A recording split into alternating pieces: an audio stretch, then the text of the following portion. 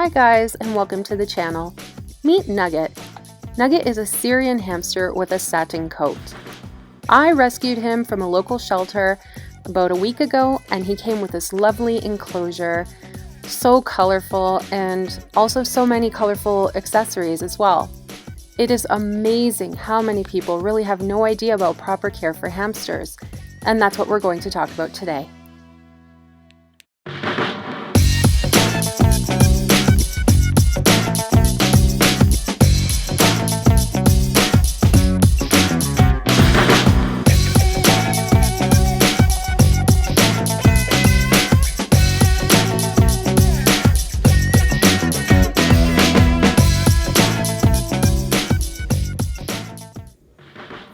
Nugget was surrendered to my local shelter, and it's estimated that he is about 7 months old. He came in with loads of accessories and food, which were passed along to me. I'm not sure of his backstory, but I'm pretty sure that he must have belonged to a child, since he came to me in this excruciatingly small, all living things, tiny tails, castle enclosure. The first thing I started to research is proper care for hamsters, and part of that is proper enclosures for hamsters. This definitely looked really small.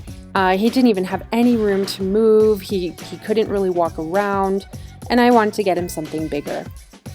Once I started researching, I went further and further down the wormhole, and what I found really shocked me, but we'll get into that shortly. The first thing I did when I got him home was completely clean out his enclosure and try to rearrange it so he had a little bit more room to move around until I can get everything situated for his new setup. As I started taking apart all the things inside the cage, I noticed the wheel that came with the Tiny Tails castle enclosure.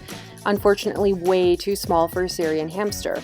Syrians need a much larger wheel, at least a minimum of 10 inches. Anything smaller than that can cause the hamster's spine to curve when they're running on it. That could lead to injuries down the road. So we're getting to the point where we need to take Nugget out of the enclosure, and then this happened.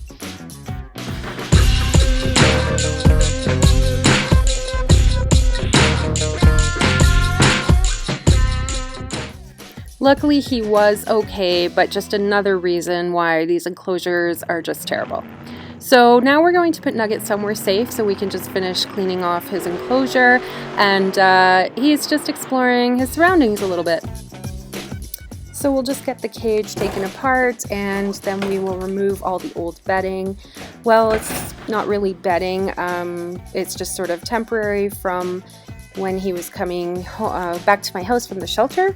So yeah, we'll just get everything all washed and make sure everything is dried thoroughly. Don't want anything wet going back in the enclosure. And here's some items that I picked up that will help make this enclosure a little bit better for him. We've got some food, we've got treats, we've got enrichment, natural paper bedding, and I picked up some sand as well, as hamsters do like to take sand baths, and it's just another little thing for them to enjoy and use in their enclosure. This is by far not enough bedding that I'm putting in here, but again, we are transitioning him to a larger enclosure, so for now this will do. And once he gets into his bigger enclosure, I will show you guys exactly what I did there. So here I am putting the sand in the little bowl that I put in his enclosure. I couldn't really put anything bigger in there. As you can see, there's already not enough room for him to move around. Also, I don't think he's ever had sand in his enclosure before, so I'm not even sure if he'll use it or if he'll be interested in it. So I just put it in there to sort of get him used to the idea. And now we're just giving him a variety of some different foods, and we'll go into nutrition for another video, so we'll save that, and be sure to come back and check that out when I get that posted.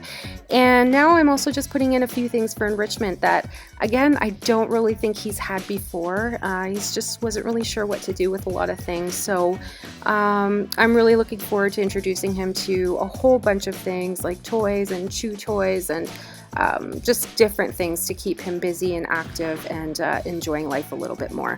But for now, We've got his enclosure cleaned, and we've just got it freshened up with some new bedding and all the extra things I've put in, and at least he can be in a clean environment and enjoying some of the extra little perks in there while I prepare everything for his new space. Let's talk about space for hamsters. During my research, I dug into the proper amount of space required for a hamster, and I believe that most people aren't even aware of this. This is because these tiny enclosures are sold at the pet stores, and they don't seem to tell people that these are actually quite cruel to keep a hamster in. The manufacturers keep producing these small, colorful cages that look like toys and marketing them to children. How fun to have a little animal in your room on top of your dresser, takes up no space at all, right? Wrong. Hamsters actually need a minimum of 450 square inches and at least 12 inches tall. This is the bare minimum, and owners should strive to actually exceed 450 square inches. However, to keep your hamster active and happy, a bigger cage with more floor space is really necessary. Let's take a look at Nugget. He is 7 months old, and he has lived in this tiny enclosure for his entire life. No room to roam, not enough bedding to burrow and make tunnels. Are hamsters living in these types of enclosures actually living their best lives? Hopefully you can see how cruel this actually is. There are so many options for bigger enclosures, and please be sure to do your research. If you don't have a lot of money to invest in a larger hamster enclosure, there are actually so many DIY hacks available on YouTube and on the web. Check them out. I have decided to go with a bin enclosure for Nugget.